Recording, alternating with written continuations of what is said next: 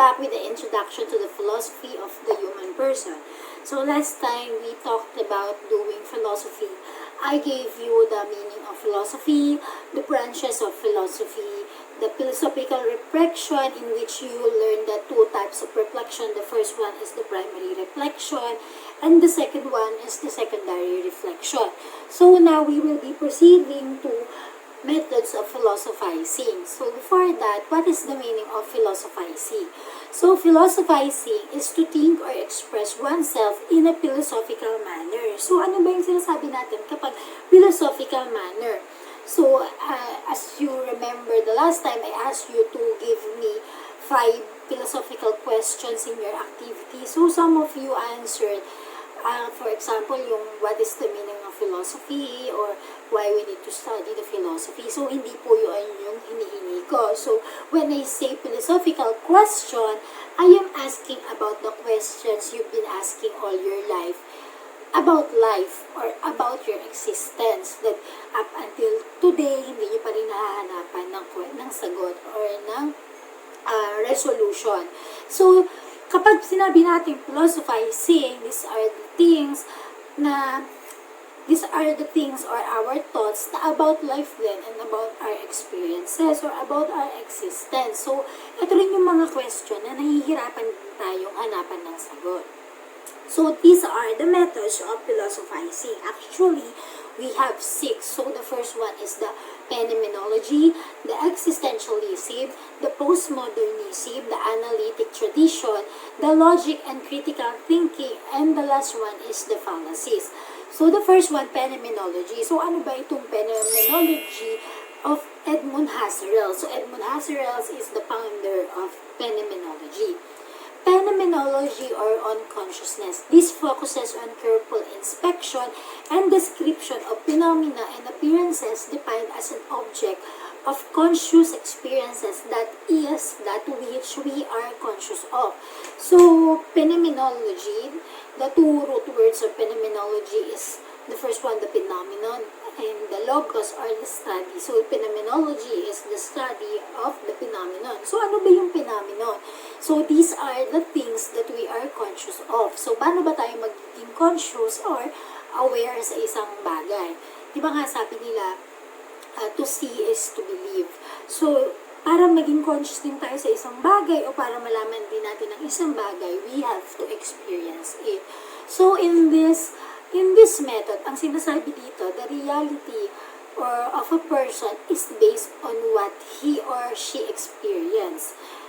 It is about what you know, what you see, and what you experience. For example, yung reality mo or yung reality ng isang tao, kumari lagi niya sinasabi, lahat ng lalaki ay manloloko. So, in phenomenology, we cannot conclude na lahat nga ng lalaki manloloko. Kasi sabi nga ng phenomenology, in order to have a complete reality, kailangan mo munang ma-experience ang mga bagay. Ibig sabihin, kailangan mo ma-experience ang lahat ng lalaki para makapag-conclude ka na lahat nga ng lalaki ay manloloko. So, another example, ang reality mo dati ay ang mga sirena ay hindi naman totoo. Pero bigla kang patambay-tambay ka sa ilog or sa dagat, tapos meron kang nakitang sirena, or kahit hindi ka sure na sirena yun, pero alam mo sa sarili mo, or pinaniwalaan mo na sirena nga yun, mapapalitan yung reality mo, at ang magiging reality mo ay ang mermaids does exist. So, ganun ang pinapaliwanag ng phenomenology. So, in order to believe in something or in order to conclude that something is true, kailangan mo talaga ito mapatunayan through experiences or through being conscious of it. So, the next methods of philosophizing is the existentialism or on freedom. So, existentialism, the truth might be based on one's attitude or outlook. So, according to Soren Kierkegaard, the authentic self is the personally chosen self as opposed to public or earth. So, here in existentialism, it is always your choice on what you are going to believe or ano ba yung magiging reality para sa'yo. According to this method, kailangan daw ang tao ay magkaroon ng sarili-sarili nilang essence. So kapag sinabi ba natin essence, ano ba yung ibig kong sabihin dito? Gumamit tayo ng isang object. For example, kutsilyo. Yung kutsilyo, meron siyang hawakan. Meron siyang blades or yung matalim na part ng kutsilyo. Kapag yung hawakan ay tinanggal natin, pinalitan natin ng ibang hawakan, mako-consider pa ba natin siya na kutsilyo? For example, yung hawakan mo naging pabilog, mako-consider pa natin yung bagay na yon ay kutsilyo. So, the answer is yes. Kasi naandun pa yung blade niya. So, kapag yung blade ay tinanggal mo at ang natira ay hawakan, yung blade pinalitan mo ng pang-ahit mo, consider pa ba natin siya na kutsilyo? Diba? Hindi na. Kasi the essence of the knife is its blade. Yung blade niya, yun ang essence niya. So, ganoon din sa tao. You have to find something na magiging essence mo. Kapag sinabi mo sa sarili mo, or kapag nilagyan ka ng bagay na to, or kapag binawala sa yung bagay na hindi na magiging ikaw yun. So, naniniwala ang mga existentialist na ang mga tao daw ay kailangan magkaroon ng essence. Pero, sa simula pa lang, wala ka pang essence. Or pag pinanganak ka, wala ka pa talagang innate na essence. So, paano mo magkakaroon ng essence? So, it is your choice kung ano ba yung magiging essence mo. So, through experiences, magkakaroon ka ng sarili mong reality or magkakaroon ka ng mga bagong mong experience. Tapos, ikaw yung bubuo sa sarili mo. So, you don't need any person to describe who you are. For example, nagpunta ka sa isang gera or part ka ng sa mga sundalo. Tapos, meron ulit kayong bagong mission na pupuntahan. But you were torn between pupunta ka ba dun sa mission na yon or dito ka na lang sa bahay kasi yung nanay mo ay may sakit. So, ano ba yung tama mong gawin doon? Kasi kapag naman ako nagpunta sa gera, hindi naman masyadong malaki yung contribution mo ko. Baka nga, hindi pa ako isang baril man lang o hindi man lang ako makatama. Pero kahit na yung contribution na yon para naman sa milyon-milyon tao. Pero pag nagpunta naman ako dito sa mother ko, pag inalagaan ko siya, baka naman ilang buwan na lang yung natitira sa kanya. At least naalagaan ko pa siya. So, yung existentialism, ang sinasabi doon, wala naman talagang totoong tama o mali na gagawin mo. So, it is always depends on you kung ano ba yung sa tingin mo ay tamang gawin mo or yung dapat hindi mo gawin. So, kahit pas ipilit ng iba or ipilit ng mga kasundalo mo na hindi, dito ka na lang sa amin sumama. Kailangan ka namin Tapos kahit ipilit pa ng nanay mo na anak dito ka na lang sa bahay, alagaan mo na lang ako. Laging nakadepend pa rin sa'yo yung desisyon.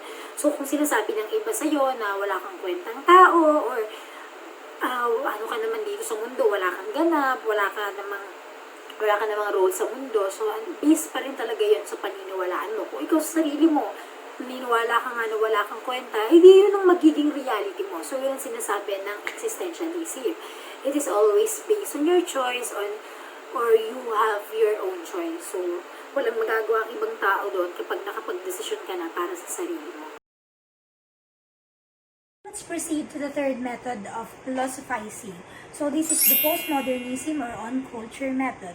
So postmodernism has come into vogue as the name for the rather diffuse family of ideas and trends that in significant respects rejects, challenge, or aims to supersede modernity.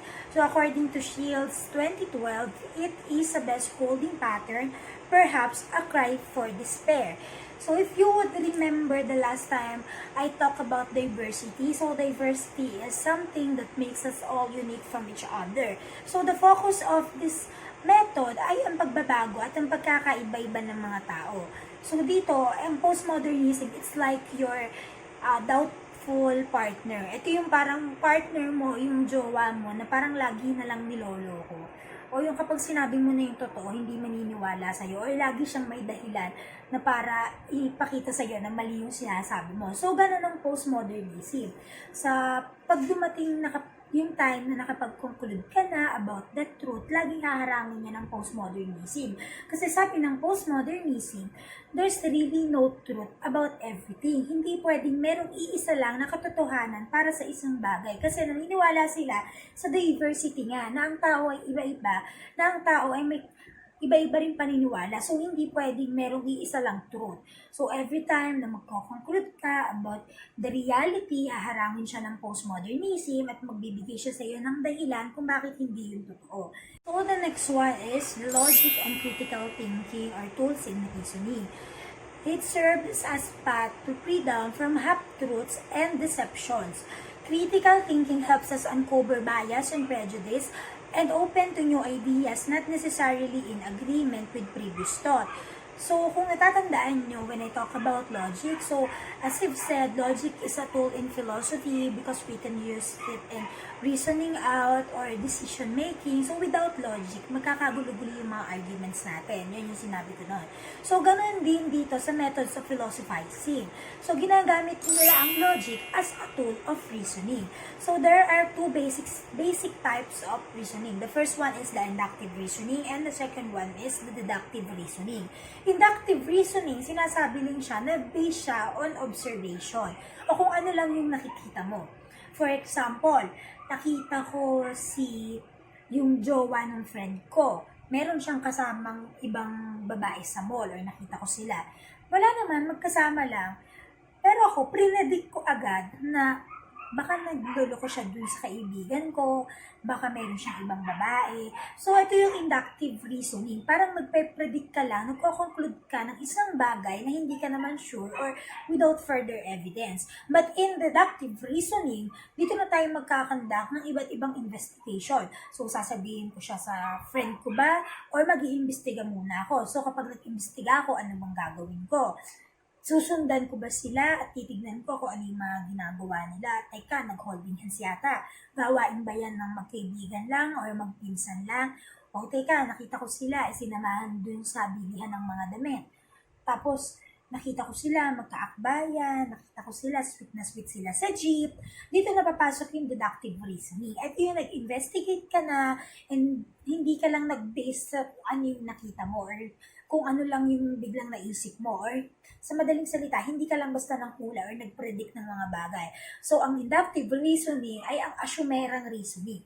At ang deductive reasoning, ito na yung mga detective na reasoning. The next method of philosophizing is the fallacies. So, kung maaalala nyo, I already talked about the fallacies and as I've said before, fallacies are the false you do in arguments. So, these are the defect in argument other that it's having false premises. To detect fallacies, it is required to examine the argument's content. Kailangan natin pag-aralan kung ano ba yung nilalaman ng arguments. So, I have here the usually committed errors. So, the first one is the appeal to pity. So, the appeal to pity, ito yung mga taong gumagamit ng emotional blackmail or meron silang mga emotional attack.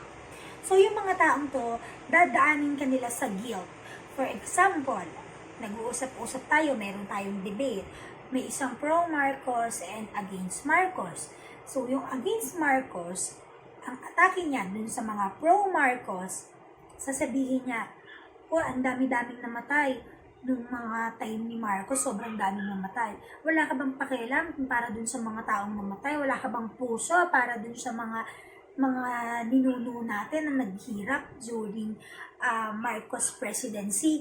So, syempre, ang mangyayari dun sa mga pro-Marcos kapag hindi sila masyadong strong dun sa mga stand nila, magigilty sila na sa iisipin nila na oo nga no, nakakaawa nga yung mga namatay during Marcos presidency. So doon, nagkakaroon ng problema tayo kasi inatake mo siya emotionally. Hindi ka nag-base lang dun sa topic, but emotionally, nagbigay ka sa kanya ng ikaka-guilty niya. The second usually committed error in argument is the appeal to ignorance. So whatever has not been proved false must be true and vice versa. For example, ako, naniniwala ako kunwari na meron talagang mga alien. Since wala namang study na magpapatunay na wala namang alien at wala rin namang study na nagpapatunay na mayroong alien, siguro maniniwala na lang ako na mayroon talagang alien. So doon, nagkakaroon din tayo ng conflict kasi wala nga tayong pinagbabasihan, na pinag-aralan, kaya nag-a-assume na lang tayo na baka nga totoo ang alien or baka nga hindi totoo yung mga alien. So, the third one is the equivocation. So, the equivocation, ito yung mga misinterpretation natin sa mga words na ginagamit natin. Diba meron tayong mga words na maraming meaning. For example, kamay. Merong tinatawag tayo kamay ng orasan. Meron naman talagang tinatawag na kamay mismo ng tao. So doon, during the argument, nagkakaroon tayo ng misinterpretation sa mga words na ginagamit. Yung sinasabi niya na pala na malikot ang kamay, ang iniisip mo, mabilis ang oras, o baka sira yung orasan nila. Pero ang ibig sabihin pala niya doon, mangungupit, or literal na yung kamay ng taong yun, malikot kung saan pumupunta, ganun. So, doon nagkakaroon din ng conflict. So, the fourth one is the composition. So, this infers that something is true, the whole, from the fact that it is true of some part of the whole. So, ang sinasabi dito sa composition, na kung ano ang compose ng isang bagay, kung ang isang bagay ay totoo, yung mga composition niya ay totoo na rin. O kung isang bagay ay tama, yung composition niya ay tama na rin. For example, yung liberal party list. Yung liberal party list, sila yung pinakasikat na party list. Tapos sinasabi na maganda yung mga objectives nila, yung mga layunin nila. Ang papaniwalaan ng mga tao, siguro yung mga senators doon ay okay. So, ang mangyayari, iboboto nila yung mga senators sa Liberal Party list. So, doon nagkakaroon ng conflict din kasi nagre-relay lang tayo dun sa whole ng isang bagay, hindi dun sa mga parts niya. So, the next one is the division. So, ito naman yung kabaliktaran ng composition. For example, dahil naandun yung paborito mong senador sa Liberal Party list, iboboto mo na lahat ng naandun sa Liberal Party list. So, the next one is the against the person error. Dito naman, papasok emotionally attack din siya, pero dadaanin mo siya sa kung paanong tao siya or kung ano yung identity ba niya. For example, yun nga, meron kayong argument or debate, pro-Marcos and against Marcos. Sasabihin ng mga against Marcos, dun sa pro-Marcos, o bakit ka pro-Marcos? Bakit ka dyan nakikisali sa mga Marcos? Di ba, during Marcos presidency, ang daming namatay. Si Marcos, ang dami-dami niyang pinatay. Tapos sabi mo, Kristiyano ka? Di ba, sabi mo, Kristiyano ka? Pag Kristiyano, hindi naman kayo in favor sa extrajudicial killing. So, bakit ka pumapabor sa Marcos? So, inaatake mo siya based dun sa identity ng tao. So, the next one is the appeal to force. Ito na, papasok yung mga pamimilit mo sa isang tao na maniwala dun sa argument mo or dun sa stand na pinaglalaban mo. So, dito, makikita natin, in order to convince, parang tatakutin mo na siya or i-threat mo na siya, sasabihin mo, pag hindi ka naniwala dito, mapupunta ka sa impyerno, yung mga ganyang pananakot ba sa tao. Next one is the appeal to people. Ito naman yung mga tao na mayroong pinaglalaban, pero sa totoo lang, nakikisabay lang sila sa trend. For example, nagdadasal yung taong yun, tapos ipopost niya sa Facebook, tapos sasabihin niya, 1 like, 1 share. Yung mga ganong klase. Or for example, my body, my rules ka. Pero hindi mo naman talaga alam yung ibig sabihin nun. Another example, si Sander Ford. Sabi niya, LGBTQ plus community member siya. Pero yung totoo, gusto lang naman niya magpasikat. So the next one is the false cause. So in the false cause, ito naman yung nagkakamali tayo ng pagbibigay ng rason para sa occurrence ng isang bagay. For example, sinabi ko na mahal na ang bilihin. Tapos sabi nila, nga, kaya ang dami na ngayon hindi masyadong nagkukumain, nagtitipid. Tapos sasabihin ko, nga, siguro dahil talaga yun so wala na silang pera, kaya wala silang maipambili ng pagkain. Tapos sasabihin mo, hindi yun. Siguro diet lang sila o siguro ang taas lang ng risk ng high blood ngayon sa atin, kaya nagda-diet na yung mga tao. So, ito yung mga reason natin na hindi talaga siya accurate dun sa totoong nangyayari. So, hindi talaga siya yung mismo cause ng isang problema. So, the last one ay second to the last one, hasty generalization. So in hasty generalization, one commits error if one reaches an inductive generalization based on insufficient evidence. So ito yung mga nagbibigay tayo ng mga generalization and conclusion without further evidence. Hindi pa tayo sigurado sa mga bagay-bagay, nagko-conclude agad tayo, o kaya yung sinabi ko nga kanina na si jowa ni best friend, may nakita akong kasamang babae, tapos hindi pa ako sigurado, kasi numuko agad siya kay best friend. Ito yung hasty generalization. And the last one is the begging the question. Dito na yung mga assumption natin. Ito yung mga nanguhula lang tayo, o nag-a-assume tayo sa tingin natin, lahat ng babae nga yung jowa natin, gano'n. So, itong mga error na to, so, sa argument, nagiging conflict talaga siya. Nagiging pagkakamali siya in argument. Kasi, kapag pumasok itong mga conflict na to, lalo-lalo tayong magkakagulo-gulo or hindi natin nakukuha yung tamang sagot na hinahanap natin. Now, let's proceed to applying logic and fallacies in determining truth from opinion. So, yung analyzation of argument na sinasabi nating logic and fallacies, yung mga error na binanggit ko kanina, paano ba natin siya malalaman yung determining truth from opinion? For example, logic plus yung fallacy o yung error na division. Di ba sa division, yung sabi ko nga, yung naniniwala ka sa isang, dahil paborito mo yung senator na yun, iboboto mo na yung buong party list. So, ganun siya. Kapag meron kang pinapaniwalaan na isang part ng organization, yung buong organization sa'yo ay paniniwalaan mo na rin.